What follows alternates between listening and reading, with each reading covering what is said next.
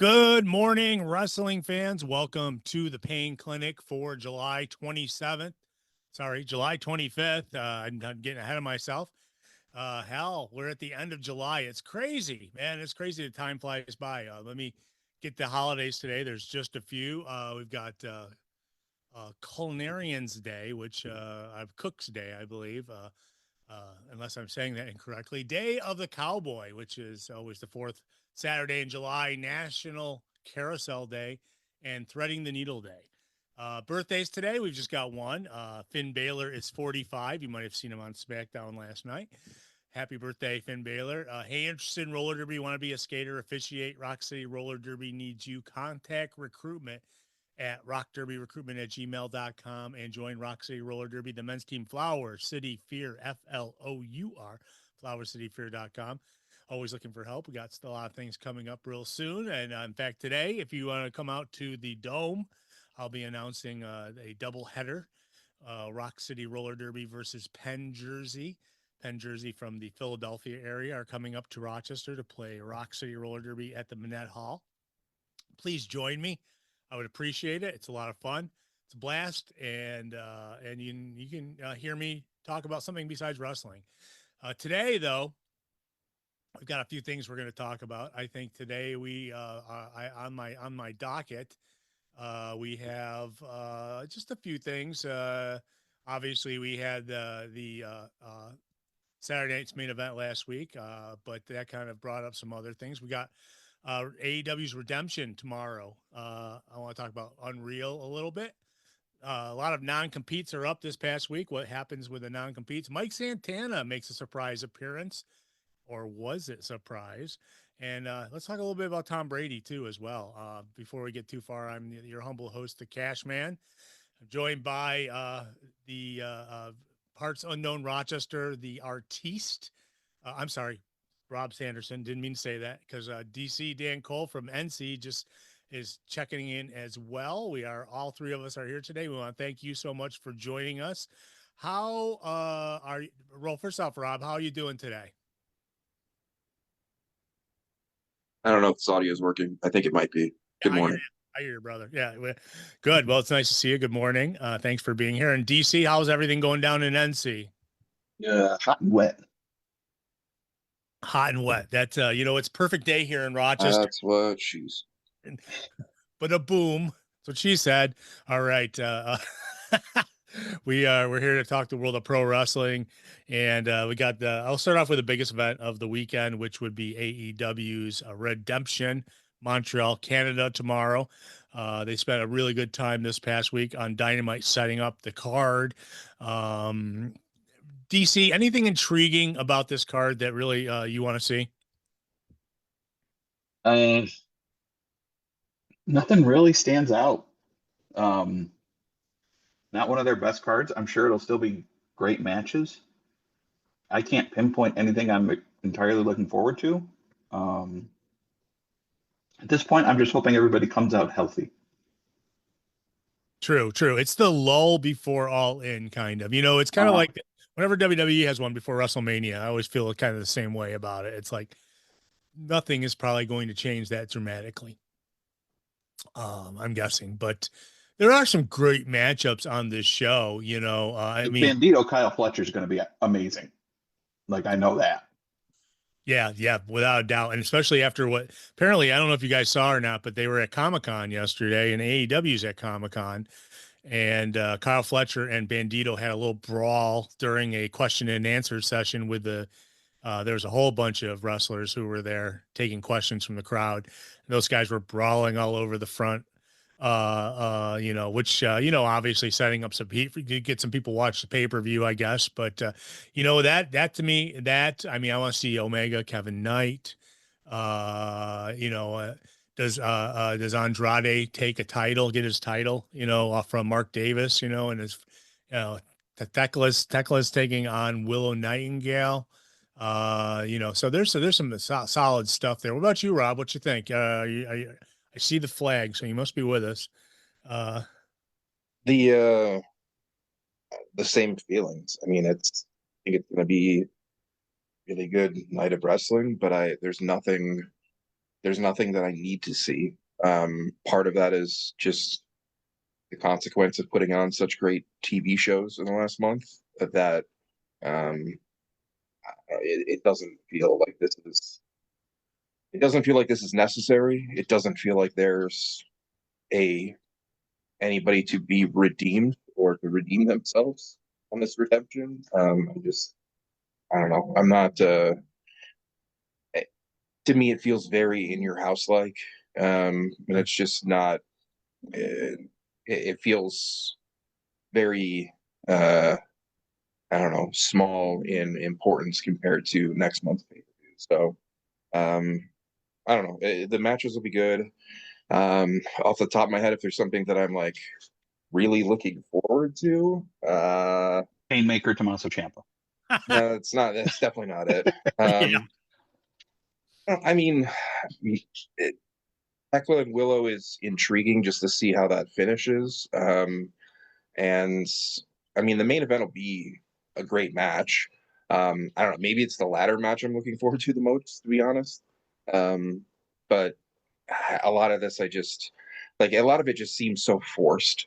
Like the Death Riders and the Young Bucks. Like I get they've been kind of building that up, but that feels very Dynamite-y. The other Death Riders and Cage and Cope, like what? Why? A lot of this, I don't know. It's just not to me. It's not up to par in terms of like building up a pay per view card where you think big things could happen, or it's like must see. This to me, quite honestly, feels like the least must see AEW pay per view there's been to date. It I was just gonna feels say, like it was added. you got two matches with the Death Riders and two tag matches. You know, it's kind of like they're splitting the group up just to add another match. It seems like to the show. I'm not saying that's the case, but you know, the funny thing is like this past week's Dynamite starts off with Darby Allin losing to Kevin Knight on TV, and then obviously Darby Allin's not on the pay per view at all. So I find that interesting. You know that he's putting over Kevin Knight so Kevin Knight will have maybe I don't know. He's coming going up against Kenny Omega, so it's Well, that match made no sense to book for TV because either either Darby's losing in that match, which I assumed was going to be the case and ended up being that, but obviously he's had a very strong year. But it's either that or Kevin Knight loses going into challenging for the world title, which would make no sense yeah. at all. So I just don't know why that match was even necessary. I think the only thing I can think is it shows that Kevin Knight can be a champion because he, you know, obviously, you know, I Darby mean, was yeah, it makes him look stronger for sure. But I mean, I don't know. Now we also have somebody carrying a belt challenging for another belt. yeah. Exactly what we need in pro wrestling in 2026 and all these companies nonstop. Well, it's interesting Looking that nuts. Kyle Fletcher came out at the end after that and kind of got in Kevin Knight's face too, and you know, just so that you know they can see obviously they have a rivalry or whatever, but both one of those if they took each other on would have two belts at the end. I'm getting tired of the two belt talk because it was on last night as well on SmackDown. They were talking about two belts. It was like I don't. It's not necessary to have anyone with two belts. Becky did it, and then there's other people who've done it, but they usually don't put such emphasis on it. I don't know. It needs to be the exception, not the norm. Yeah, And yeah. when you have that many people under contracts, plenty more probably coming in over the next month, there's no reason for nobody should be holding more than one belt, and there still shouldn't be as many belts as there are right now. Like Yeah. that specifically, that's actually what sticks out about Dynamite when they have those like segments and matches kind of bleeding into each other with the Don Callis family. And then like Bandito runs out and everything. Like how many men's singles titles were in view in that segment? Everybody had one. I mean, it was ridiculous. Like, how do any of them feel important when like you've got a national title, you've got an international title, you've got a TNT title, like the AEW World title? Like, what are we doing? Yeah. Who doesn't have a title? That's the question, Right, right. it's crazy. So yeah, I agree. Yeah, there there's a couple times, you know, because then someone was crowned. What was it? Who? Someone was crowned. Was it CMLL triple? I can't remember now. I remember that they had someone else had titles on too that were The Triangle of Madness has the Stardom Artist of Stardom titles. yeah, that's what it was, Stardom titles that they were showing. Yeah, so it's like, and so you know, so not only does uh Tekla have you know, the championship, but also and it was underneath it, which was good, I guess, you know, because I was wondering, it's like everyone's got titles, you know, and it was crazy. It's like yeah, it's a little bit, One thing I like about those are weird looking belts, but I like that they've yeah, got the different color straps so they each know which one's theirs when they're done with a match or something. yeah. It's a very small detail that I like. I get that too. I thought that was I thought they yeah, you know, but of course, Tekla had to explain it to, or who was it? Was it the announcer who explained that they had won the titles or whatever? See, I thought Tekla was out of Stardom. Didn't she get fired and then beat up the owner and everything? You know? She did not get fired from Japan. Oh, Okay, she did get fired from Japan. okay, yeah, okay, whatever. She's back in that company. Surprise last weekend, and they walked off with those titles. So, yeah, I don't know. I get confused. I just hope that after tomorrow night we're still saying that she walked off with the title because I don't. I just don't think it's the right time to take the world title off of Tekla. She's been I don't, great. Willow Yeah, just got back. It just doesn't. She deserves better than that. She's doing so well with that character. I really, to me, like, especially if you do that, at least give the TBS title, I guess, to Maya World as opposed to Sheeta. But Sheeta just got it. It's just like, how much time have we spent with both Willow and Sheeta as champions in the women's division? Like, it's just, I don't need it yeah. all the time. I I like get, them both. yeah. I don't need it all the time. I definitely get that. So, and I don't know if you saw this newest Botchamania that came out, but they had like a lot of clips of Tekla on the commentary. It was Uh, fantastic. that was the best. She, some of the stuff coming out of her mouth. Yeah, I'm sure Tony's cringing in the back. He's like, she might be going a little too far. So yeah, if you check it out, folks, it's one of those, you know, it's one of those, you know, guilty pleasures, botchamania. Even though Cody Rhodes hates the word botch, of course, apparently, you know, that's him. You know, but so going down the card, we'll just go down real quick, and like we got Tekla and Will Nightingale, Mark Davis, Andrade, Kenny Omega, Kevin Knight. So there's some great matchups. You're going to get some solid wrestling. Will things change? I'm not sure how much, you know, how much significant change will happen. We got obviously the Painmaker, Chris Jericho, and Ciampa in a no holds barred match. That's the only way Ciampa would agree to it. Fletcher versus Bandito. Everyone's banned from ringside, so that's good. And I mean, Fletcher, incredible wrestler. Bandito, incredible wrestler. It's going to be an unbelievable match. Cajun Cope versus Claudio and Pack of the Death Riders for the tag champs. Death Riders, the other Death Riders, Moxley and Will Ospreay, which I'm still hard to say that he's a Death Rider, but he is. I'm sure it'll fall apart at some point. But the Young Buck versus the Young Bucks. So and it's like, you know, I think the Death Riders are kind of getting over his faces at times, and obviously the Bucks are too as well. So it's almost like a face-face matchup for that tag match. I mean, obviously Osprey's over, so I think he kind of brings everybody with him a little bit. You know, Mox is Mox, you know. So, Well, I think after was that Collision last week where Osprey kind of kept throwing the forearms at whatever his buddy's name that he faced on Collision with Moxley out there in commentary. It was like they keep kind of teasing this, like, that Moxley's getting Osprey to be like heel like and ruthless and whatever. So um I don't know. It's hopefully we're just building this up for Moxley to be no more than a challenger to Osprey after Osprey wins the title. And we're not doing something where we're trying to get Moxley like into the Wembley match or anything. oh yeah, definitely. Yeah, I agree. I don't think we need to make it more than a one-on-one at the main event for that. So I agree. I got Hikaru Shida versus Maya World for the AEW. We mentioned that a minute ago. Jack Perry versus the Beast Mordos. I guess he must have gotten past customs. Versus Commander versus Mike Bailey versus Nick Wayne versus El Clone for a six-way ladder match. We're spoiling stuff again. Oh, was there something going on? Oh, two of those are qualifying matches tonight on Collision. Never mind. Never mind. Well, this is proposed. I'm not sure that absolutely. Right. I don't know. Did I have that written down?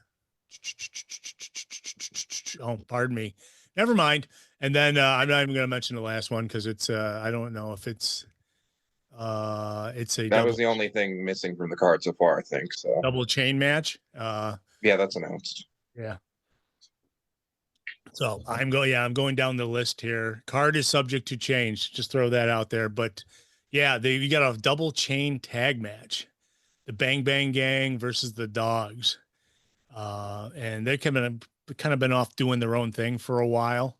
And I mean, it's solid. It's going to be, I mean, but double chain. So is that like 4 guys connected to each other, or is it 2 guys and 2 guys? I assume it's 2 and 2, but guess we'll find out. Yeah, I'm not sure. I mean, could you imagine 4 guys all being connected to a chain? Very interesting. But this is tomorrow. This is in Montreal. This is and the interesting thing is it starts at 7, so it'll be a little bit of an earlier pay-per-view. The pay-per-view portion starts at 7. I believe the pregame starts at 6. So I know that Tony came out and mentioned that that they were going to do it a little bit earlier. And I think that's good for a Sunday, to be honest with you, because it's like, if we're going to watch it, I don't want to be up to midnight and then have to go to work at 6 a.m. So, and I think, I mean, they could have done Saturday as well, but we have tonight we do have, and I may have spoiled it, and I might as well go through it now. Tonight, if you're going to watch Collision, they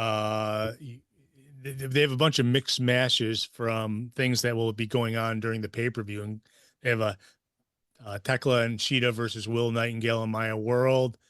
We got okay, so here's we have Orange Cassidy, Roderick Strong, Kyle O'Reilly versus the Ring of Honor 6-man tag champs Dalton Castle, Turbo Floyd, and Truth Magnum for the AEW trios titles. The Young Bucks versus Daniel Garcia and Wheeler Yuta. Nick Wayne versus AR Fox, one of those guys, if you ignore what I said a minute ago, will be in the ladder match.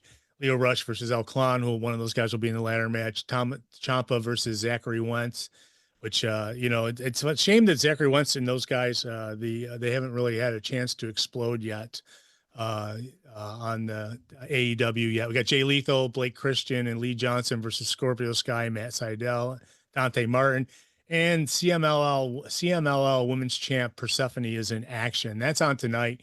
It was taped Wednesday, which I did not read that part, unfortunately. And but it was, I have not seen any of the highlight or any of the results, but you may know one now or two, maybe possibly. And I apologize for that. I got to double check those things before I start reading them, because I was going off the webpage versus the my news, and my news did not have that stuff in there. But you got a great AEW weekend of wrestling. You got great tonight. You got great tomorrow night.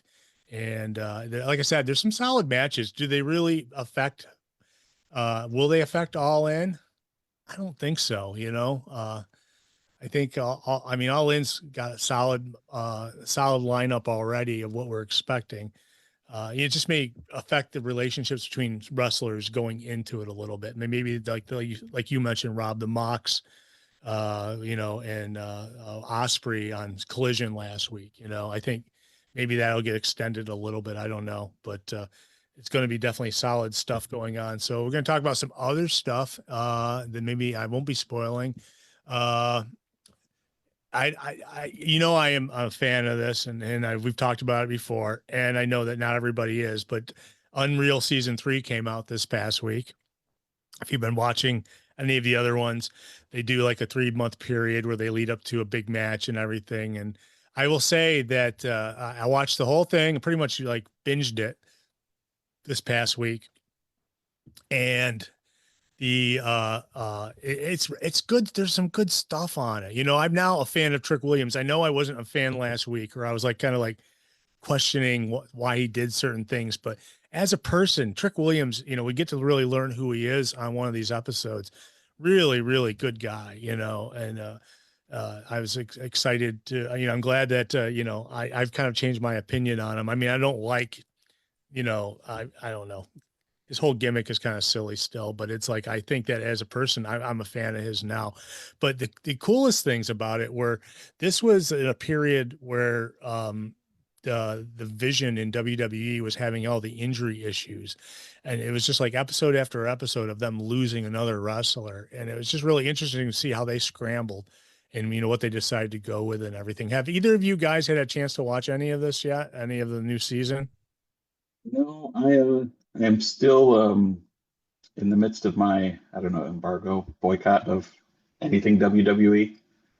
So Yeah, I know. I get that. I get that. And I know Rob's kind of got tied up with some stuff, so he may not be here. But I will say that it's worth, just giving a watch, casual watch too, just to see, I mean, I'm not, it's so funny is I'm not a fan of the booking committee. I'm not a fan of, a lot of the things they do, but to see how, how booking is actually done. Now they don't actually give away a lot of things in matches.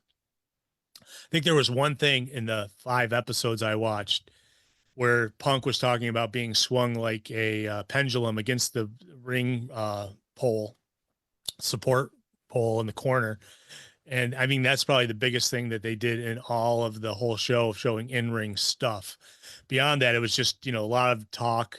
They talk, they have reactions to people getting injured. I remember during the Royal Rumble, Charlotte Flair broke veneers in her teeth, and the gorilla position knew it immediately, and they hear the discussions going on, and then later they have her coming back after the match and talking about how it wasn't as bad as they thought, but it definitely was. She had some injury, and then they had, you could hear. It's interesting when they don't have Punk is. There's a couple things that stand out to me. One thing, Punk is cutting a promo against John Cena before he wrestles John Cena. And in the middle of it, he puts the mic down and tells him how much he's going to miss him in the middle of the promo. And then continues back to berating him and everything after that. And it was really interesting because they kind of focused on that. And John Cena was like stone faced the whole time. They did do a lot of John Cena's last run in the WWE, including the AJ Styles match, which they talked about. I wish they would have showed everyone getting mad at John at the end when he changed the introductions. When he gave the note to the ring announcer to change the introductions. But there's some solid stuff on it. But Trick Williams was in a good episode, and you see what his family is. He's from a good family. He married. What's her name? What is her name? Lash Legend. They were married recently, and they were engaged at the time. I believe they showed him bending down and getting engaged with her, so I think that this definitely, it's kind of gives you like a real life perspective behind the things and how busy truly their life's in. I think the one thing I didn't like about it, I'll be honest with you, is too much AJ Lee and CM Punk. And AJ Lee, you can tell she like runs the house. Okay. Just by the way she interacts with her husband, which I think unfortunately a lot of people are going to feel the same way after watching it too. But it's just interesting because a lot of during like WrestleMania this past year, Punk kind of, ticked off fans by like the one guy he slapped the phone out of and stuff. They didn't have any of that stuff in there. It was just basically, a retrospect. They basically just interviewed him one-on-one. Unfortunately, his dog died during that too, Larry. And it's like, so he kind of, you kind of lived through that with him as well. But I definitely say if you're a fan and you don't, and you're not into, I mean, if it's still real to me, damn it, guy, then don't watch it. But if you want to really see how things work and how a booking committee works, definitely give it a chance. I thought it was a great season. I mean, but like I said, I'm not a big Triple H fan. And so it's like, he does lead all the discussion. He's on it 90% of the time, or it seems most like. of these new WWE things, I feel like they're just projects to put him in the spotlight more. Yeah. I've heard, it's interesting you say that because I've heard rumors recently. We got the ratings from this past week for Netflix, and it was one of their lowest ones we've seen in a while. It wasn't like 3 million, it was 2.4 or whatever. And so there's a lot of talk about if things don't turn around, that and maybe they'll give them another year, but if it doesn't turn around, they're gonna ask to have the creative team removed, or at least the head of creative, because he's the one who's in charge of everything. So I find that I read that as a rumor. I mean, he's so ingrained in this company that it'd probably be hard really to get rid of him, or he'd have to make that be that he'd have to admit to it and make that decision. But I was watching Saturday night's main event last week, and the first thing I saw was Stephanie McMahon, and it's like, oh God, it's like I don't need, I don't need to, she does nothing for me, I know she used to for you guys, but I'm guessing not so much anymore. But she was doing the pregame show, and she's a shill for the company, like pretty much like anyone in her family. I mean, the way, and it was just unnecessary. I don't know why they did. It was part of that Fanatics thing going on. You see all the hoopla about that Fanatics thing, DC, this past weekend? Yeah, it's quite the environment of bringing together many different facets of kind of sports and collecting and Yeah. When I was watching it, when I was watching some of the stuff, it seemed like everything was WWE based. They had like a ramp for all the stars to come out, played music for them. I just felt that maybe this is, if the Fanatics is a thing WWE spearheads and then signs all these other like people to come in and do autographs, and you that's who know all their merchandise is through now, isn't it? is it through Fanatics? Yeah, Yeah, yeah. Fanatics does all their merch. Well, that makes sense. It makes sense. They so to me, it's like, it's funny is that they it was, I don't know, I try, it's great, it's probably a huge money maker for them, but it also allows them to get like elite people, and like, well, where else are you going to see Tom Brady slap Logan Paul, uh unless it's a WWE thing. I was kind of hoping it would have been and we talked about it, I think, last week a little bit, because that happened Friday night. I was hoping maybe that Tom Brady would show up at Madison Square Gardens and do something, but that was not the case. And I think that he's in negotiations with them. I did want to talk about that a little bit this morning. Was Tom Brady? He he's said publicly he wouldn't mind, maybe doing a match. And so I can see it now, him and Gronk tag teaming against somebody, maybe at WrestleMania next year. I don't know. But it's like, Pat McAfee will be involved in that one. yeah, yeah. I was going to say I don't know. It's like, it's just so funny. 'Cause if you saw the slap, it looks so wrong for a wrestling slap, cause he kind of hit him in the side of the head more than he hit him in the face. You know, it was, I think that Tom needs to take bump lessons and stuff before he start getting, I'm sure Paul said, hit me as hard as you can, because obviously Logan Paul did nothing in response. But I don't know. Did you see the video of that, DC? Yeah, I feel like that's kind of how I feel like Tom Brady would slap. Yeah, it definitely did not look like a seasoned pro in the world of pro wrestling. He wasn't clapping his hands when he was doing it either. So, hey, good morning, Rennie. Rennie from Washington. We've got Dave. I'll see Dave later tonight at the Dome. They're in the chat room and everything. So, is Tom Brady a big deal? No, No. I don't see that translating at all. Yeah. I mean, they said that Tom kind of picked up on WWE when they were at WrestleMania last year in Vegas, because he was, obviously he's what, part owner of the Raiders. Raiders, yeah. Yeah. So he was there, and it's his home arena and everything. So he was there, and he said, I think that's when he started, flirting with the idea of doing something with him. I'm sure.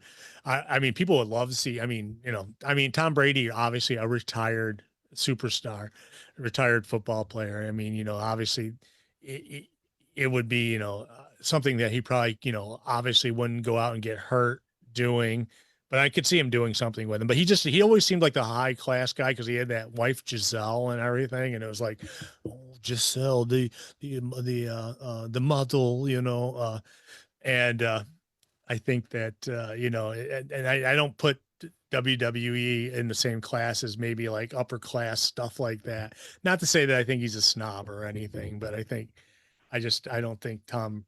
It just never dawned on me because he always seemed to take the high road all the time, and WWE doesn't always take the high road when it comes to what they're doing. So which was interesting. But yeah, he got involved, and so I mean, obviously, it's going to happen, right?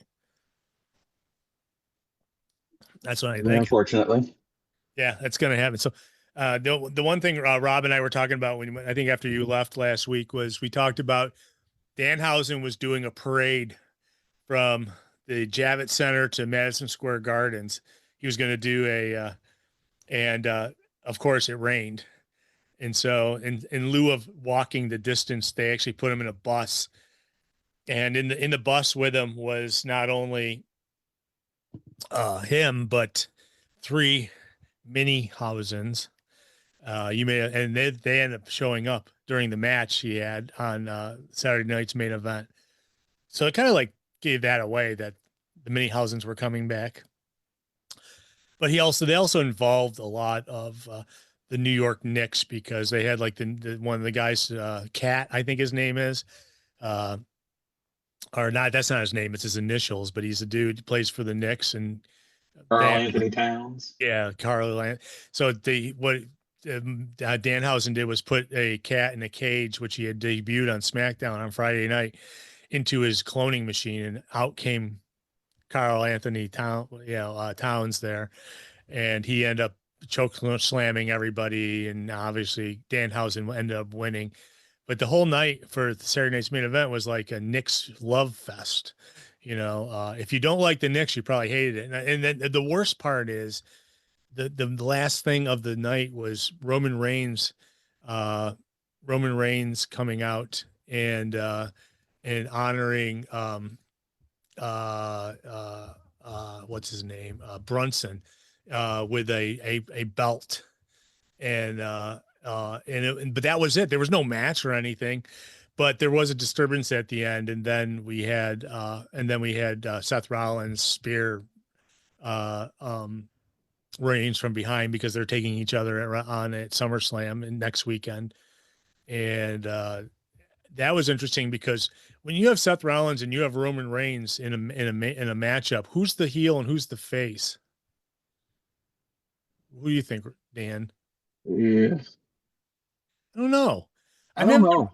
I'm having a problem with that because it's like you got Cody. One of those matches where they're just gonna cheer for whoever they. Yeah, but it's like there's too much blurring the line because in this pay-per-view, you've got CM Punk and Cody Rhodes. It's so I think that's a disadvantage to WWE is not having definitive good and bad guys in these matches. Even though, I mean, and both of them, obviously building these matches up, both of them, like, I don't know if you saw Punk after Monday night, he threw the belt over his shoulder and it hit Cody Rhodes in the face accidentally. But, it's like, there's no heel or face. They're both hugging each other and friends. And last night, I will say they cut a great promo on SmackDown. Punk and Cody both cut a great promo back and forth talking about how Cody's like, I'm friends with you, but I don't like you. And he proceeded to, say why, and CM Punk's like, all you guys ever want to do is be what I am, they have these people in the palm of your hands and stuff. And so it was a really good promo back and forth, but neither of them pulled a heel move or anything, it wasn't like there was no drag down, drag apart, anything going on. So one of them has to come out of SummerSlam a definitive heel. Yeah, and I think and like Seth Rollins and Roman Reigns both have heel tendencies when they're doing things. So Seth Rollins attacks Roman Reigns from behind on Monday Night Raw, and and Roman's getting cheered and it was on Saturday night's main event, and they were in the midst of amongst the cheers for the Knicks when Seth Rollins, they had a surprise attack, and he brought out Taylor, what's his name, Halliburton from the Indiana Pacers. He's like they played Seth Rollins music, and then he came out the entranceway, and that's when Seth Rollins attacked Roman Reigns from behind. So it was, just Rob, we were just discussing how both main events of SummerSlam next weekend, there's everyone, all the wrestlers are faces. And so it's like, how do you, do you book a definitive good guy, bad guy, or is that going to make anybody lose any interest because they're neither of them are doing heel moves but will that, and then DC just said that, well, one of them between Punk and Cody, someone's going to have to be a heel coming out at the end of that match. But it's like, all right, now I think I lose interest if they're all faces. I don't care. It's like, they're all friends. We'll be friends after. We're just going to fight each other. It's like, I don't buy that to build up the heat, I know I saw some comments about some people that were kind of not feeling great about Cody's promo last night, maybe, I guess it was, and Yeah. how he's like trying to finish another story or something, or I don't know. I mean, it's not those matches are not what would pull me in for SummerSlam. I feel like this SummerSlam is a disaster in a lot of ways, from everything I see on the outside, kind of, and obviously the ticket sales and stuff. But I don't know, like, I mean, I can't fully judge as not really a viewer, but like this is your second biggest show of the year, supposedly, and like it feels like these are just matches that, like, I don't know, are they a big deal? I mean, maybe like Punk and Cody is a big deal to get to that. The other one that you mentioned, I mean, that Rollins and Reigns. Yeah, we've been there, we've done that. Like, I don't feel like I don't see anybody talking about that one. Well, except for websites and everything showing that how many times they've actually wrestled before, when they're trying to claim that Reigns have never beaten Rollins, and then you proceed to see that was also on Botchamania.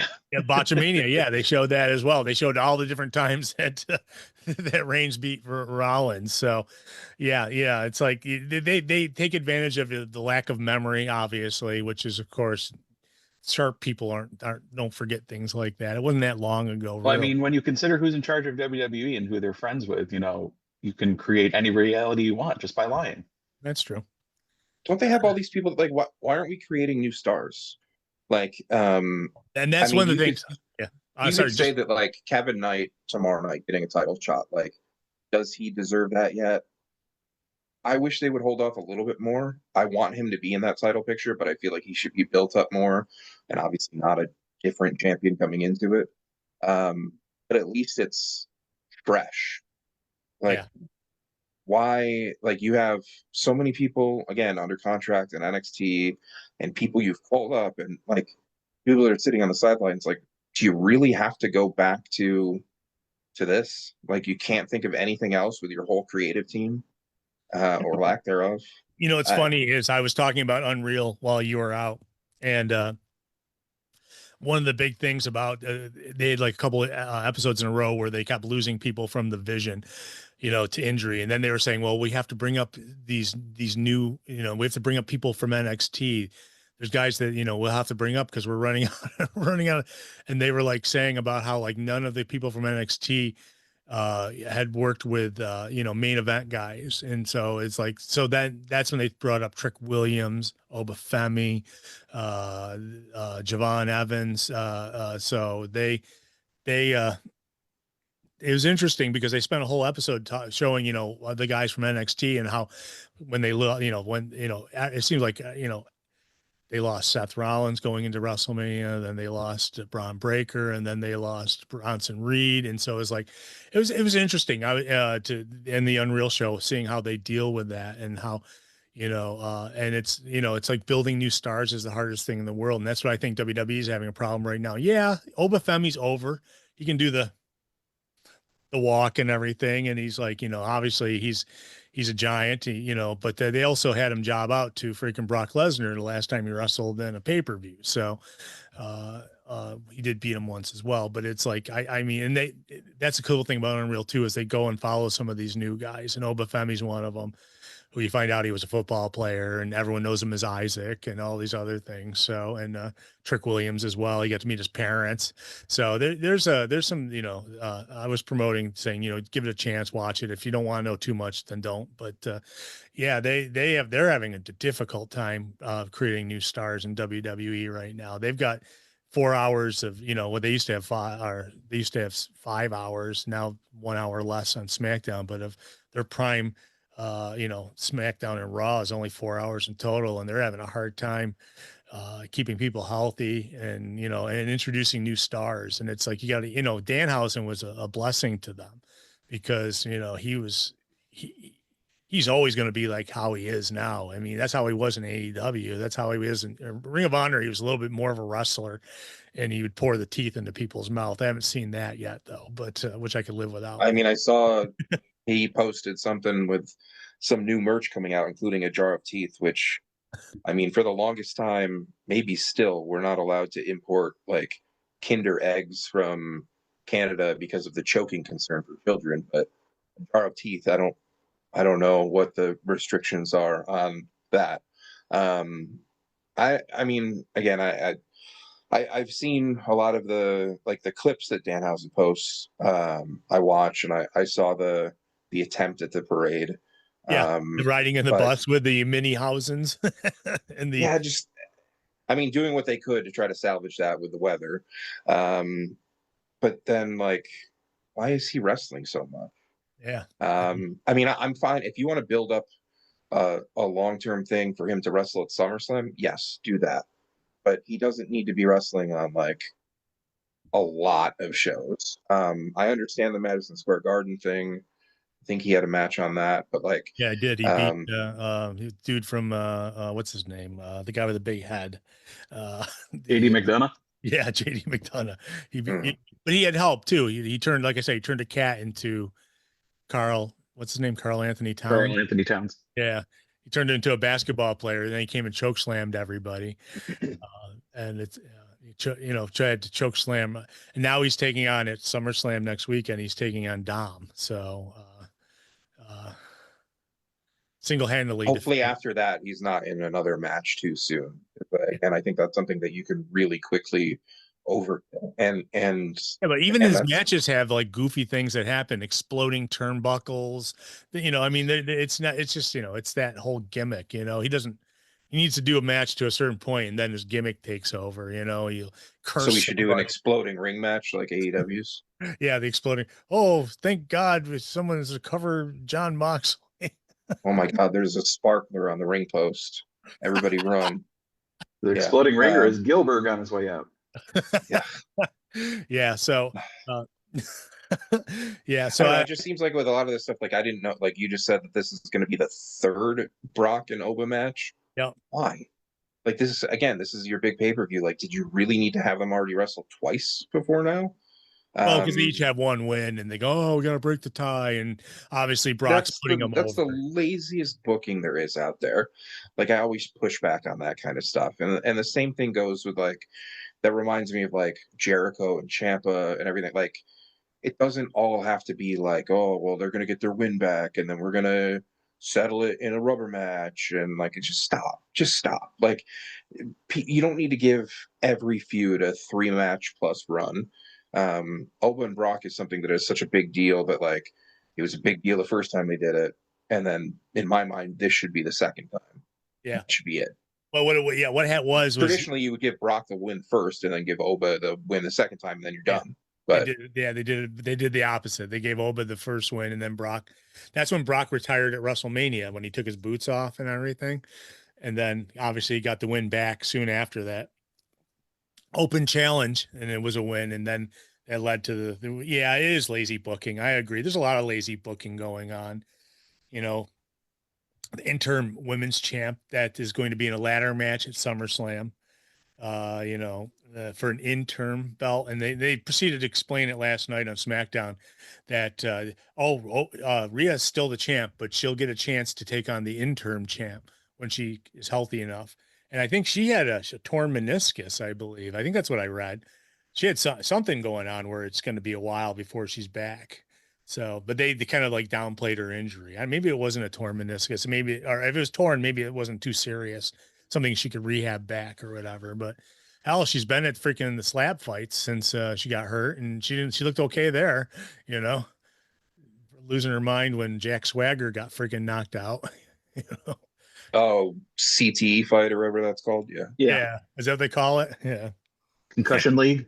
Yeah, concussion league, punching, hitting each other in the head. Way to go, Dana White. Oh man, that's some sad stuff. I cannot watch that. So you probably did miss. We talked about a little bit about Tom Brady too, and how they're working him into WWE. Will they? Won't they? I'm sure they will after that terrible. And you might have seen the slap against Logan Paul, where it just was terrible. I mean, he like slapped.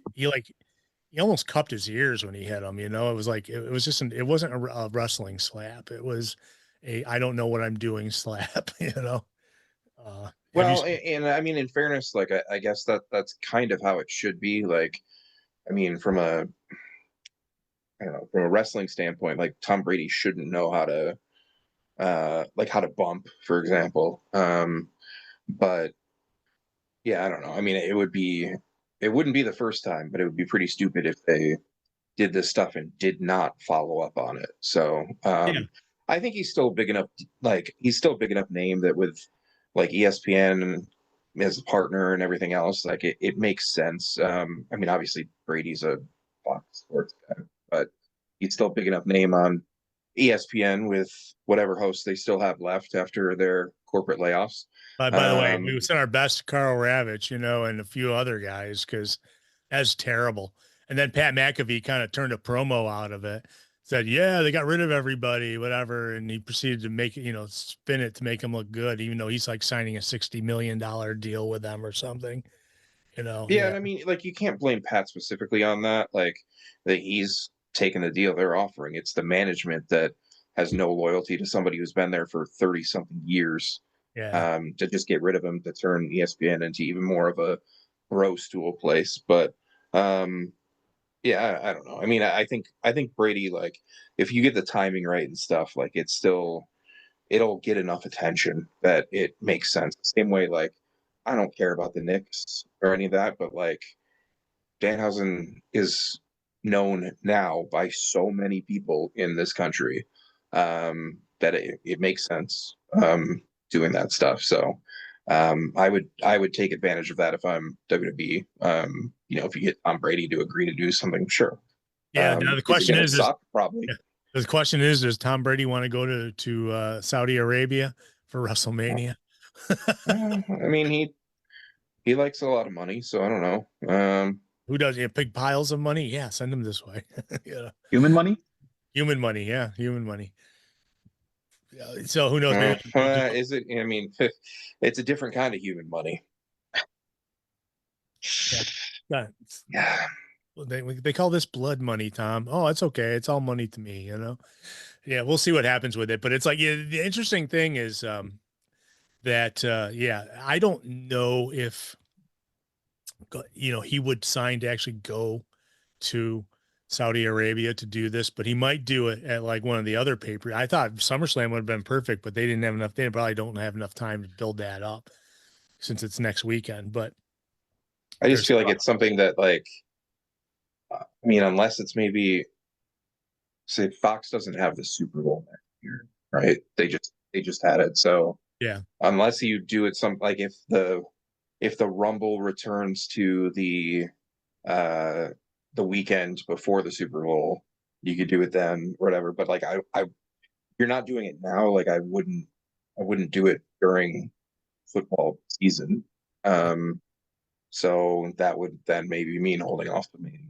yeah, he's not like Dennis Rodman who did it in the middle of the playoffs, you know. Who knows? Maybe they'll have a WrestlePalooza in Foxborough, the Foxborough local park. I don't know, and it'll be one of the attractions at maybe one of the WrestleMania watch parties. There you go. Yeah, I wanted to talk about that. We're going to get to that in a second because of WrestleMania, but I did want to mention Tom did mention that when WrestleMania was in Allegiant Stadium last year, he's part owner of the Raiders. So he's like, he was there, and that's where he kind of got turned on to it. Maybe that's where they discussed it originally. But yeah, but they're not going to be there this year. They were 2 years in a row, Tom. Well, we'll see. It Yeah. still could happen. I'm not saying it's not going to happen, because who knows? I mean, how many people are really going to buy a plane ticket to go to Saudi Arabia to watch WrestleMania? I don't know. I don't think it's going to be a destination. That's for sure. Not when the people are things are With their blowing big up. fan base, we're maybe talking about tens of people, maybe, if they're lucky. I mean, like I would joke and say single digits, but I think they'll probably get tens of people. They're not getting more than double digits for people that are going over to Saudi Arabia for me. You can No way. drive. You can drive there from Europe, or you just got to go around the Mediterranean. But uh, it's you have to. Well, The Strait of Hormuz is kind of an issue right now, though. So I don't know, but I was going to say, good luck getting oh, travel insurance. yeah. So we'll see. I think they're going to change their mind, and they're going to change it. I think that they're going to have to. just show up at like the enterprise counter and be like, "Oh, so where are you going this trip with our rental car?" Riyadh.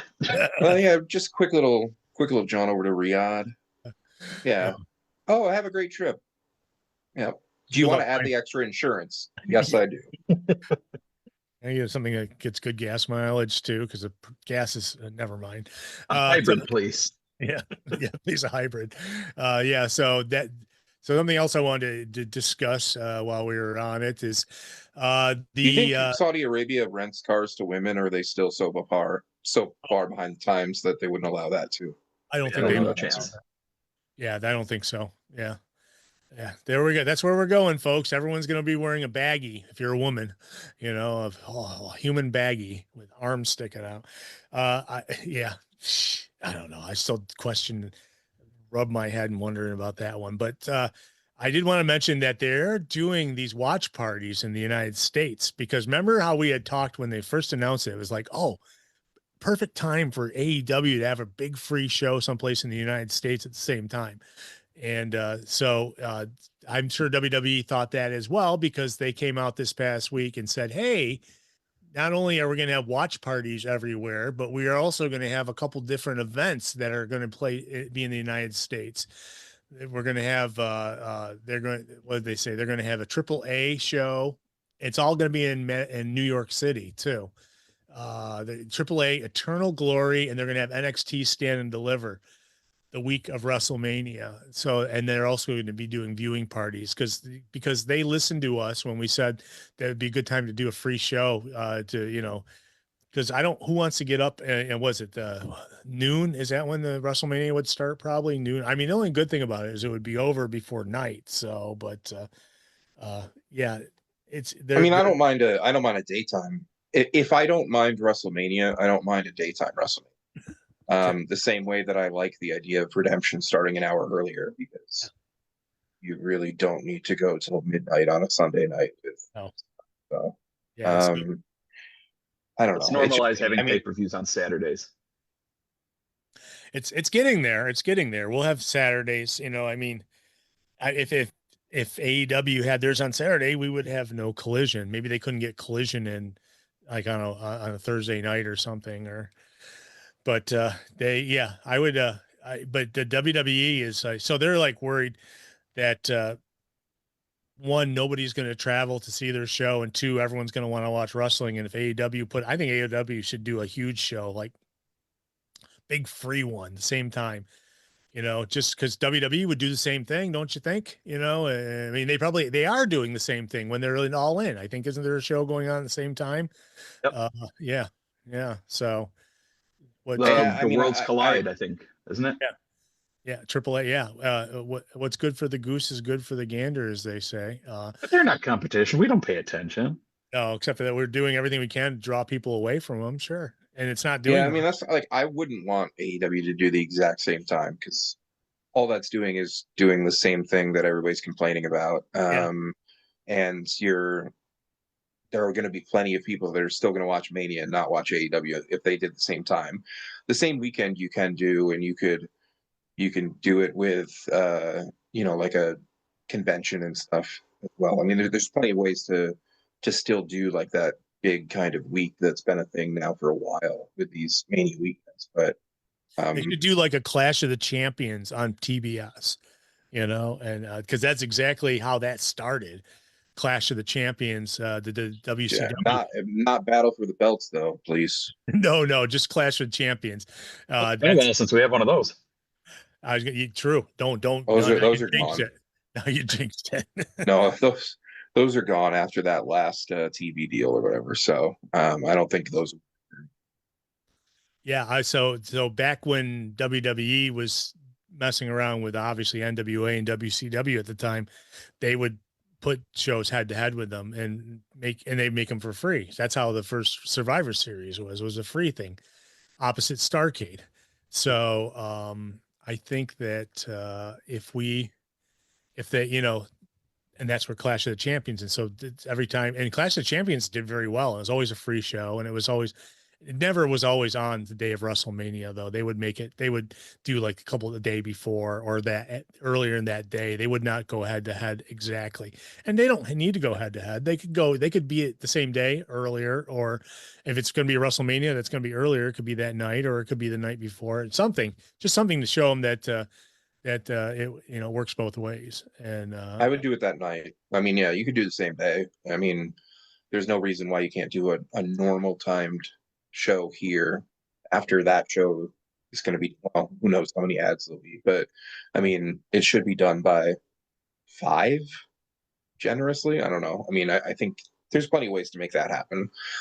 Yes, some people will be fatigued at that point in terms of watching more wrestling, but then again, how many minutes of wrestling are there? I mean, anyway, so. True. So one other thing I want to mention is non-competes are up today or up yet this week. And there's a bunch of people that are now free agents. And the question is, do they show up any place we know maybe this weekend? So far, this is off that massive release in February or in April.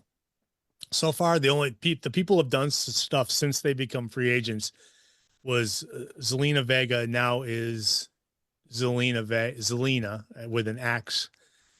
She posted that that's her new character name starting July, that was July 20th. So it was earlier this week. The Motor City Machine Guns are expected to make their way to AEW. That's what everyone's thinking. Nikki Storm, which was Nikki Cross, co-owns Progress Wrestling and Defy Wrestling. And so she's got her and Killian Dane, or Big Damo or whatever they call them. They're busy with those companies. Joe Gacy looks like he's going to be in GCW. Apparently that's what we've heard. I don't know. But there's a lot of free agents. Is that something that's been, it says he teased for an upcoming appearance. okay. Joe Gacy. I just keep my mouth shut on that because I don't know what's out there. But okay, yeah, no, that I didn't see it either, but I read that. So there's other people that are free: Santos Escobar, Kari Sane, Alistair Black, Eric Rowan, Dexter Loomis, Bo Dallas. Do any of these people show up this weekend at AEW? Do you think? I mean, there's room. Most likely would be, I would think, Kyrie or the Machine Guns. Dynamite and Collision this week are in Detroit. So in my mind, there is no reason to bring the Guns out in Montreal when you can just do that in Detroit and get that huge pop. Then again, maybe we're in the era where they're going to feel the need to announce that ahead of time. The network will want them to announce that ahead of time and stuff. I hope that's not the case. It would be nice. It would be nice to have just a surprise appearance that way. I don't really know if like that many of these people are going to end up there. AEW. I mean, I don't think there's a need for many of them, to be quite honest. Trying to think who else you had just mentioned.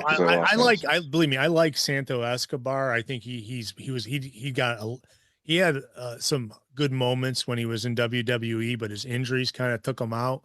So he didn't really get much of a chance, but I liked it. He was, what was the name of his group? Del Fantasmo, something like that. It was a, Del Fantasmo, I yeah, think. he, he, I think he's got a lot of potential. I mean, he's ready to wrestle too as well. Oh, I forgot Zoe Stark too.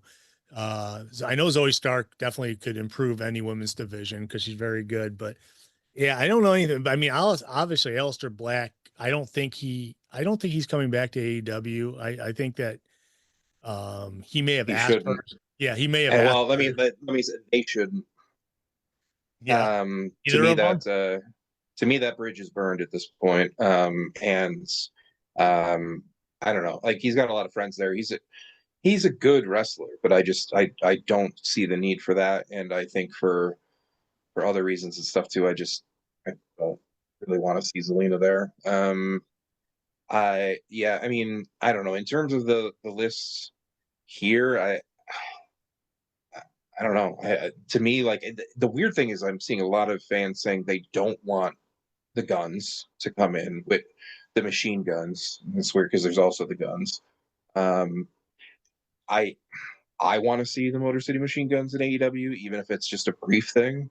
I think they can still. I mean, from what I've seen of them, I didn't see a ton of their WWE run, but they're still really good and have made a mark everywhere. And there's no reason in my mind not to bring them in AEW. But the rest of the list doesn't really stand out to me of people that need to be considered. I mean, Kyrie would be good. My hesitation is that Kyrie would just be the next one to get lost in the shuffle of the women's division. Yeah. There are too many really talented people under contract there, really talented women under contract there that are not getting matches, not getting TV time, not getting storylines. That would it be the same thing for her? Or does she come in and take a spot and then somebody else who really deserves a spot on TV doesn't get one? I don't think there's a need there, but it could happen at some point. But I don't think there's necessarily a rush on that. You can get a So big pop off a lot of these guys. You definitely can get a now long term. I don't know. I mean, Machine Guns did work AEW before they joined WWE. I know that they did. They were they was it their first All In that they worked? I can't remember. I know that they said that they had worked. They had come in as a tag team and did a match or something with AEW. So I know that. So yeah, they there was a was it a what was tournament or that? I something? think it. I think they no. I think they did a pay-per-view match. I'm trying to think. Was it with FTR maybe? Yes, it Um, was with FTR. You're right. Yep. FTR and Wardlow against Jay Lethal and the Motor City Machine Guns at All Out 2022 in Yes. Okay. Chicago. Um, yeah, I mean, like, I think there's, especially with other people, like not on that list for this week, is like New Day, and to me, like, there's plenty of things that you can do with them. Yeah. So I think most people want to see them come in AEW, and they can like in the Machine Guns. I just don't like, to me, like the Wyatt Six, like it doesn't really fit at all. And I mean, some of those guys could have definitely been there before if AEW had wanted them, um, before they went to or went back to WWE. But um, I don't know. Most of the list, like I just, to me, Zoe isn't, from what I've seen, isn't necessarily on the level of being a attention grabber on a main roster when you've got all these other people. I mean, like she could go into ROH and stuff, and Sure. but it's not something I don't think like I don't think people are gonna like lose their minds if she shows up on Dynamite. Oh yeah, definitely not. So I think that we're yeah, like you said, we're waiting for the New Day or whatever they're going to be called when they show up because it's definitely happening. When, who knows? Maybe this weekend. It yeah, they could. can't be the New Day. I don't know. The Yeah, present time. the next day. uh, uh, Uh, who knows? They'll have something. Yeah, But yeah, they so we'll see that. But those people are all free now and can go wherever they want. There's more people in that list too, but most of them were people that were the NXT cuts, I believe, which really weren't given an opportunity anywhere. I think so. But yeah, we'll see what happens. Yeah. And the thing about like the Wyatt Six is it didn't really get over in WWE. I don't think it would, you couldn't just drop them in the middle of something else and think it's going to get over either.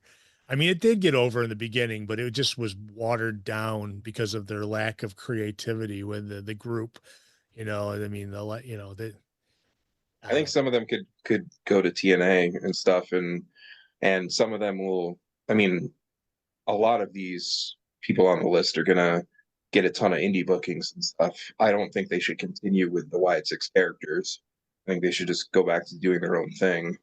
Um, and I mean, I can say from a UCW side of things, like Joe Gacy had been there in the past, and certainly would like to get him back in there at some point, or Joseph Sawyer now. That's one of the things that really bothers me is when somebody has an established name before they go to WWE, and then WWE makes them sign it over, and now they can't use it. Now they're out of it, even Yeah. though they had that name before WWE.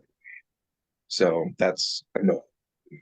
I feel bad for him too because he had a great thing in NXT and then they just wiped it all to make the Wyatt Six with him.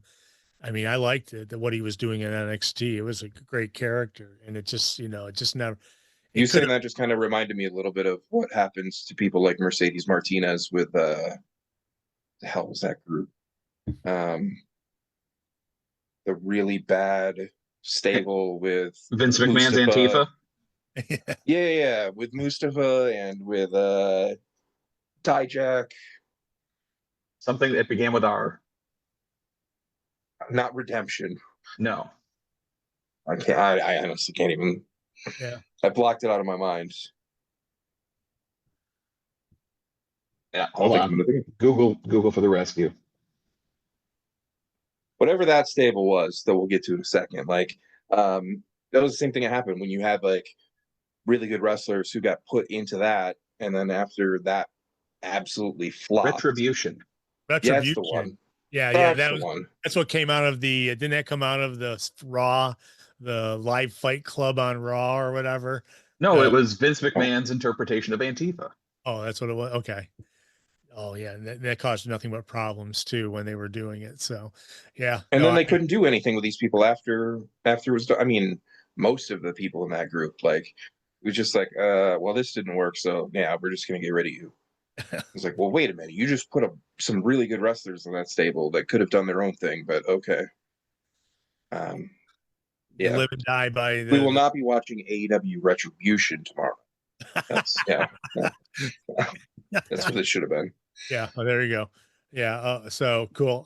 One last thing, and then we get some news. Uh, Mike Santana, like we suspected, shows up on NXT this past week. Comes out and gets right into the main event or comes out after the main event. And you know what? I mean, Mike Santana obviously was waiting his time to get there, but he had Tony D'Angelo was wrestling Naraku, who is what was his name? Evil. Evil in Japan. Yeah, all capital letters. And but Mike Santana comes out, and that was his debut, and I guess they're gonna let him call himself Mike Santana, which is good for that because Are they.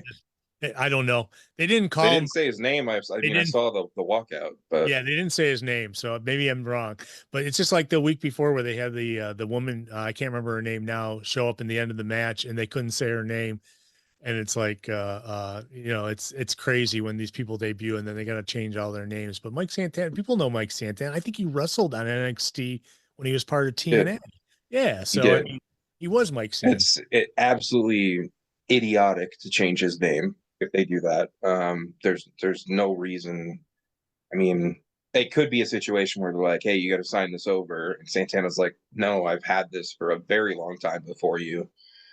Same type of thing like we're talking about with Gacy, but like I don't. The whole situation is just weird to me because there was all this talk from a lot of people like TNA is going to be the number two like blah blah blah. Eric Now Bischoff this said week, it a year ago. He said, "Give him a oh, he year." sure did. Yeah, he did. He said a lot of things that, Yeah. yeah. But you've got now a former TNA champion, two-time champion, um, going to a WWE developmental or whatever you want to call it. And you've got TNA congratulating Mike Santana on his TNA debut on social media. What are we doing? Do you want everybody to think that you are nothing more than developmental for developmental? Yeah. Like you're congratulating your former champion, the biggest star you've had in the last like year or two on your TV in terms of like popularity and everything else and storylines and winning the title, winning it again, whatever. Like, and you're just like you're congratulating him on going to a different company. Like it to me, it was like the biggest evidence of like TNA just being used by WWE. Oh, yeah. It's embarrassing to me. It really is, and I'm TNA. I'm not doing that. But if I'm TNA, I'm not doing a lot of things TNA is doing. So It's interesting that as soon as he lost to Nick Nemeth, his name was not mentioned on TV. I mean, they came out in the next episode of Impact, and he was like erased from the company. There was no mention of, because it was a pretty big match, it ended the pay-per-view. It ended, and now and Nick Nemeth came out and just, bragged about winning. Never once, they never once mentioned who he beat. And it was like, because obviously they knew exactly what was happening, but then they went in social media and thanked, or congratulated him. It's like he said that, right, we know. it's like a junior hockey team or a minor league hockey team, like congratulating somebody on going to a different league of the same level or below. Like it's not Yeah. like if you make it to the like. I still wouldn't have done that if I'm TNA. I still wouldn't do that in any situation. I wouldn't do that if he had gone straight to the main roster because you're still like making yourself look like a level below. And I don't know. And this even makes me think of like I don't know if you mentioned like the whole WWE radio I haven't nonsense, got but to it like yet, but might as yeah, well. WWE came into an agreement with Sirius now that now there will be a WWE channel, which is or state-run WWE radio. Radio, What? WWE Radio. State media. Yeah. Yeah, state media. They are taking over for what used to be what was it called before? Busted open. Well, Busted Open was a show, but they had a whole channel there of I don't remember what it's called. Wrestling something. I don't know. yeah, but nevertheless, they in the process of that, apparently Thunder Rosa can no longer host Busted Open like she was doing, as well as now, I don't know. I think it's stupid. You know what? It's like it just reeks of desperation for Sirius. I hate to say it. The company's been going through a lot, and Reeks of desperation on WWE too. yeah, well, I mean, it's so funny because who wants to have them branded anything because you can't talk about anything. That's why they have nothing to do with what we do. We can talk about anything we want about them, the good and the bad. And it's like, but it's going to be all good WWE from then on, Right. it's stupid. Are So you ready for your silver lining, Cash? there's got to be one, right? You never have to hear Bully Ray with another absolutely horrible AEW take. Oh, there you go. Yeah, he won't talk about it anymore. Yeah. Or he'll just save that for Twitter. Who knows? But yeah, no, I mean, I agree with that part. I like there's parts of it that are intriguing to me. Obviously, they tried the WWF radio thing in like '94 or whatever, which was weird. As somebody who likes sometimes to listen to the traditional but hard to find now like radio specific calls in sports games, Yeah. I'm intrigued if like listen to a pro wrestling show that's actually called for the radio for people who aren't watching. But then they're just like, oh, it's going to be Vic Joseph and Booker T. Booker T is going to be your color analyst on radio. Okay. So it's basically just going to be a bunch of noises being made. Like, you're not going to know what's happening. Like, hey, Booker, so this is on the radio, so people can't see what's going on. So, like, maybe describe something. Has wrestling ever been play by play on a radio? I don't think ever, to be honest with you. They did it with there's a couple tapes out there from I think it was '94. Jim Ross and Gorilla, maybe. Um, they did like a couple shows on that, and I don't know. It's been so long since I've heard that. I don't really think this is something that like I don't get a ton of people tuning in to listen to wrestling. Right. And I agree. Like I think this it makes Busted Open completely biased now. Oh yeah. It's like for me like there's no reason to ever tune in again on that stuff. I've never Um, listened to it. And now that guarantees I won't, pretty much. But then again, it's serious. I mean when it's just Dave LaGreca like screaming for the whole time, I don't need it anyway. Yeah. And If you have Bully to Ray in pay, any capacity, yeah. Mark Henry has become completely like just hard to listen to, biased. I just, yeah, no, I have no interest at all with that going forward. Yeah. I was going to say, it's very interesting that they're doing play by play on all the pay per views. You have to pay for Sirius. You have to pay for everything nowadays. I'm not gonna turn on the WWE live premium live event and then tune into Sirius to listen to someone else do the commentary. Uh, Especially when it's Booker T. yeah, listen. I like Booker does his own show down in Houston. Booker's been he's been on the show a couple times here, and he was always very nice and everything. But I just don't I don't know if wrestling is really something you can do play by play with. I don't. It's like you said, it's only been a couple times. Can you You imagine? can't do Vince McMahon style, but I mean, I think there is a way to do it. The problem is that you're doing this now in 2026 where people aren't like, Yeah. oh my God, I got to listen to this WWE premium live event while I'm on my road trip. Like, um, if I had a long drive and there was a show that I actually cared about, which obviously probably wouldn't be a WWE show these days. Like maybe I would tune in for a second if it's like actually like being called for the radio. But like Booker's not my cup of tea. My cup of tea for TV. Booker T is not my cup of tea for TV. That's a lot of teas. But like that you can make work because it's TV. Because you don't really, especially in a Vince McMahon style, like you don't really need to call every move and stuff like that. But on the radio, it's a different story. Which is why I hate listening to NHL TV broadcasts on the radio. Oh yeah, They're yeah. not describing anything. They're not. You're right. Yeah. Yeah. So Oh, yeah. Well, I mean, you have to get your terminology down pretty well, but it'd be fun to try it though. I mean, to do play by play of wrestling without video. I think it'd definitely be interesting to try it. So, yeah, I did. So that's what they're going to fill time with on this channel. maybe I'll tell them just to switch this Friday to Radio ESW. Radio. There you go. Radio ESW. You can hear Rob calling, and he's got a chair in his hands. Yes, it's a metal chair, and impact in the forehead, I mean, I could see it, man. To me, it reminds me a little bit of like my one of my most hated thing. I can't say my most hated things. There's a lot of things I hate in wrestling, but one of my most hated things is the very rare these days, but when like an indie company does live commentary over their speakers, over their PA Oh, system, yeah, the yeah, worst. yeah. Like, oh, this guy's got a chair. He's right behind him. If he turns around, he's going to get hit with his chair. Like, whatever. Like, oh, the guy doesn't hear that while he's in the ring. Like, no. It's so funny you bring that up because when doing roller derby play commentary, we can't give away position, of like where the scoring players are because not that. And listen, I've talked to a lot of players and they said they totally tune out what they hear over the PA while they're playing, and I get that, but there's rules about giving away positions and stuff like that. Someone comes out of the penalty box, you can say, oh, and they're back on the track right behind and they're about to score, and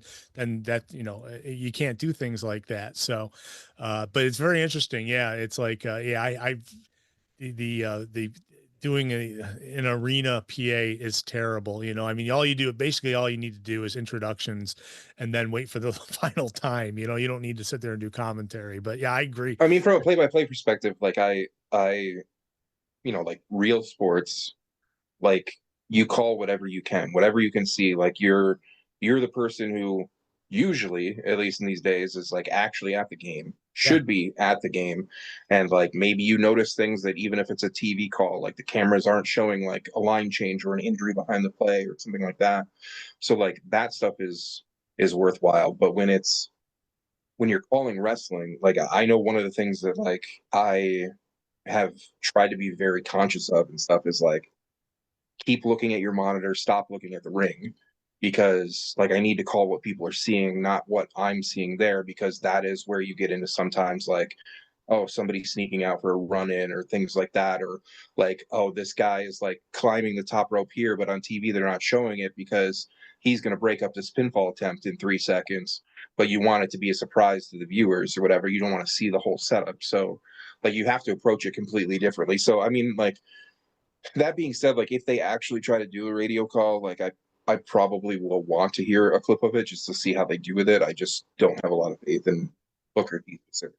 Yeah, no, I get that. I get that. So it's interesting. It's like And I in don't know if Vic can do it either. yeah, So in wrestling, you have guys that are making like run-ins and stuff, and they're standing right next to you, but they're not on camera, so you really can't mention anything about it. But the fans are going like nuts. imagine like the one thing just came to mind is like Brody's debut in AEW, where like they played the video and then all of a sudden like the Dark Order is standing behind was it Kazarian and Daniels in the ring or whatever. Like if you're there in person, like you're seeing them getting into the ring and standing behind them or whatever. If commentary had said that on TV, it would have ruined the entire thing. Oh yeah, I get it. Yeah, so it's very interesting. We'll see how that works. So let me jump to some other news because I gotta get out of here. So Raw, if you're gonna watch Raw Monday night, you're gonna get a Roman Reigns, Seth Rollins face to face, Alpha Academy versus The Vision, Sol Ruca versus Raquel Rodriguez for the WWE Women's Intercontinental Championship, Brock Lesnar versus Obafemi, or no, Brock Lesnar and Obafemi in a weigh-in for Hell in a Cell. Why, what? A weigh-in? What do you need a weigh-in for? They're both big. You never need it in wrestling, Yeah, ever, there's no ever reason. again. Yeah, you never, even if you have a little guy versus a big guy, who cares, But it's a reason to get them out there and to beat each other up and have a pull apart. And we've got Joe Hendry and Danhausen in concert, and I don't know what that means, but I guess we will find. It seems Joe Henry and Danhausen are being connected now because Joe Henry came out and saved Danhausen on Monday, so. Uh, it's not a bad matchup because poor Joe Henry got lost in the mix with Danhausen being signed and everything. Because these guys got to get time on TV. Who are you going to give it to? And Danhausen's a smart pick right now. So we're going to get Joe Henry and Danhausen, and who knows? But that's happening Monday. Paramount attempt to acquire Warner Brothers Discovery hit a speed bump on Monday. What that means is it's not happening as quick. 12 states led by California claimed in a lawsuit that a merger would violate federal antitrust laws. The states are seeking a preliminary injunction to block the merger until the judge rules on the merits of the case. So I got that going on. I know that Tony Khan is not against Paramount acquiring Warner Brothers Discovery because he is friends with the guy who owns Paramount. So, and so we'll see what happens. But I read that was more in the story when I was reading it. It said Tony Khan doesn't have an issue with it, but it's being held up right now. I mean, that will affect AEW eventually when it's released. Wherever that may be. Another sad note to a lawsuit: Janelle Grant against Vince McMahon is officially headed into private arbitration. That means that anything illegal done that will be a big stack of money for Janelle Grant, and nobody will go to jail. And then Vince McMahon, America. yeah, that's how you win. He who has the most money wins. And sorry, world, but that's the way it works. Unfortunately, I hate it myself. Justice will not be served, and Janelle Grant, like I said, will have millions and millions and millions of dollars, and Vince McMahon will be able to come back to WWE if so be it, if he wanted to, if they wanted him. Who knows? I'm not going to get too much into it. I will say at least creative might be better if that happened, but beyond that, it's just a lose-lose situation for the fans and the world of law. Okay. Some other news. WWE and NWA could be set for additional crossovers coming up. Natty Neidhart made an appearance NWA earlier this year. She's scheduled to return to the promotion's 78th anniversary event. That's this weekend. NWA owner Billy Corgan has previously praised WWE Chief Content Officer Paul Triple H Levesque and WWE President Nick Khan for their willingness to work together. So WWE is letting, not only do they work with TNA, but now NWA and WWE.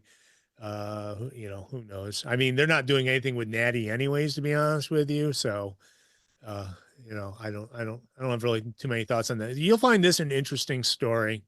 Last Monday night, WWE's shipped Monday Night Raw from Little Caesars Arena. 0 women matches on the show. I'm sure it's happened more than once, but it just was something to point out that there was no in-ring women's segments on WWE TV. Now, last night we did get some on SmackDown, but it's, someone pointed out, it's like there's a lot of things going on in the world of women's wrestling right now, especially in WWE with their interim champion that they're making, but obviously not important enough to put on Monday Night Raw. And Monday Night Raw ended at 10:15 last week. I thought that was interesting too. It was like, I wonder if something went wrong because it ended early. I don't know, but that definitely was an interesting thing. Interesting story. AEW announced AEW announced All In's Welcome to Wembley fan experience will take place Friday, August 28th and Saturday, August 29th from the Great Hall at Wembley Stadium as part of AEW's All In London weekend. Each session of AEW All In Welcome to Wembley will have a limited capacity, allowing those in attendance to experience all elite wrestling up close and personal. Fans will have an opportunity to take a photograph with AEW stars, view rare AEW and talent memorabilia, get a photo with AEW World Championship belt. You can purchase that stuff. You can purchase AEW All In London merchandise before Sunday's event and participate in partners activations with Upper Deck, Heavies, and Shirt Farm, and more. And even better, in addition, a live DJ will host contests and giveaways, and fans will be treated to an exclusive preview scene from AEW Presents The Last Match. So that's when the last match is going to happen during that. I think that we knew that there was an association. I saw that what's his name's coming back as a Swagger, and the one that we saw here in Rochester. Simon Miller. Yeah, Simon Miller, which I love. Believe me, this was it. What cultures that he works with? I think on is or did. I don't remember if he's still. Yeah, he's very active still on YouTube stuff. I do. I like him a lot. He was fun on the show when we had him on too. So he was a good dude, and I'm glad that they're using him. And he's a good. One more piece of news, and then we'll get out of here. TNA Wrestling announced Friday the departure of Victoria Crawford. You might remember her in WWE as Alicia Fox. Crawford last wrestled for TNA in May and has been absent from promotion recent programming. She was also not included in the field for the ongoing TNA Knockouts World Television Championship Tournament, which is going on, fueling speculations about her status before Friday's announcement. She also was with Blanchard too, and she left the company. So I can kind of assume that Victoria Crawford, once Tessa Blanchard left, it probably was no use for her anymore in TNA, and so she was officially released. I don't really care much about her either way. I mean, she really, her impact, and even when WWE was very minimal. So, but it's another piece of news from TNA. Another person left. More money, more money to spend. Oh no, they don't. They don't really spend money, do they? They let people go and sign bigger contracts elsewhere. So, anything else I'm missing from this past week, guys? No, just plug. We got ESW on Friday nights at Riverworks Outdoors with Butcher and Blade and Mance Warner and many others. And then I know there also will be an ESW fair show the following nights, a little closer to Rochester at the Orleans County Fair.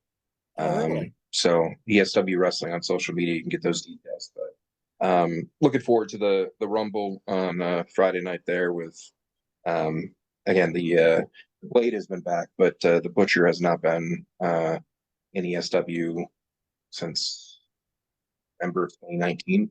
Wow. A little Wow. more difficult now with him living out in Arizona. So that'll be a really fun return, seeing him on Friday. Oh, definitely. Yeah, I saw that they announced a bunch of people for the Rumble or for the ESW Rumble. So I saw that. Yeah, it's a good Yep, thing. that's Definitely. it's it's become one of the marquee shows we do every summer with the out on the outdoor rink, and obviously it's got that covering, so it's still rain or shine. And I love calling rumbles. I want to know as little about it as possible going into it, in terms of surprise entrance and everything else. And a little difficult when you're also the graphics guy, but Yeah. yeah, looking forward to that. And then yeah, we got 2CW 3 weeks from today, which is the first of the 3 shows back this year. So things are really picking up on the wrestling schedule these next few months. Very cool. So I'm guessing we're not going to see you next weekend. Right. Yeah. Very cool. Well, I hope it's a great show, man. And we're going to get out of here. I want to thank everybody who's in the chat room. Ivan showed up. You remember Ivan used to be our security guard at the 5 Star Bank building. Ivan was in there. We got Bill, Rennie. I want to shout out to Tim. He said morning clinic. And I said, well, there we go. We're going to say goodbye. Hello to you and goodbye at the same time, Dan. A lot of good friends out there. Thank you so much for following along. Don't forget to follow all our shows. Follow. You can download. This will be a podcast in a little while that you can download off the painclinic.net as well as iTunes. And I did put up a whole slew of interviews from like 10, 15, 11 years ago. And who would you think, if I told you these are the interviews I put up, I'll go through the list just for a second before we get out of here. And you tell me who you think would be the most viewed one, because I can actually track that stuff. And I'm actually surprised myself, to be honest with you. But hold on. So we got Shawn Michaels. He's one of the interviews that's up there. We've got hold on, Shawn. Uh, um, we've got Daniel Bryan, or Brian Danielson. At the time, he was Brian Danielson after he had been fired, or after he had retired from WWE. We also have what's his name? Brad Maddox, Eric Young, Jake Roberts, Eric Bischoff, Booker T, Nick Aldis. Who do you think of all those ones I just mentioned would be the number one interview that people download to listen to, or at least watched in the last couple of weeks? Do you see any idea? I mean, I would think Daniel Bryan, Brian Danielson, but Yeah. The logical choice would be Shawn Michaels, but I feel like since you set this up to be a surprise, I almost want to see Booker if it's T. like, Who'd you say, I was Rob? gonna say Brad Maddox, just for like trying to like go through and like see if he talks about any incidents, but I'm assuming it's before all that came out. So It is. uh it is. It's before all that came out. You're correct. Yeah. Oh, I thought you were saying it was the most viewed. No, that too. Also, sorry, I'm going to give you the answer. It was Brad Maddox. So for some reason, it took off. I can't say I remember that interview. So I can't either. I just remember that he was doing an appearance or something. He had already been gone for a while, and he was doing an appearance, and it's like he came on and we talked about. I'd be honest with you, I didn't listen too much about it, but for some reason I mentioned it last week, and man, it blew up. It's like it's Shawn Michaels is sitting at about 100 after a week. So his definitely went higher than that in the last couple of days. So it's like I'm gonna do some more, because I've got, like, I don't know, 28 years of us interviewing people. So and there's some like real old bad kayfabe ones from the first couple of years. So I'm gonna put those up, like D'Lo Brown, with that that and the Iron Sheik and the Nikolai Volkov. That is like got to be the worst one we ever did. So I'm gonna find those and put them up. But I want to thank everybody who listens. Thank you, and don't forget, you can check out all those interviews on our YouTube channel. Excuse me. I usually link them off of our Facebook page, and we want to thank you for being here. We'll be back next week to preview SummerSlam, and we'll see you same bat time, same bat.